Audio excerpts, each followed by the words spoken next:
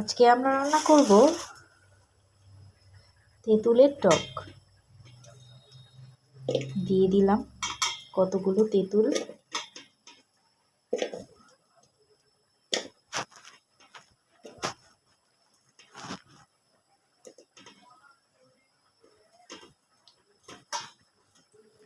এরপর এটার সাথে যাবে মাছ, পুঁটি মাছ। এরপর আমরা একটু মরিচের গুঁড়ো, একটু হলুদের গুঁড়ো একটু দেবো, আর দেবো লবণ।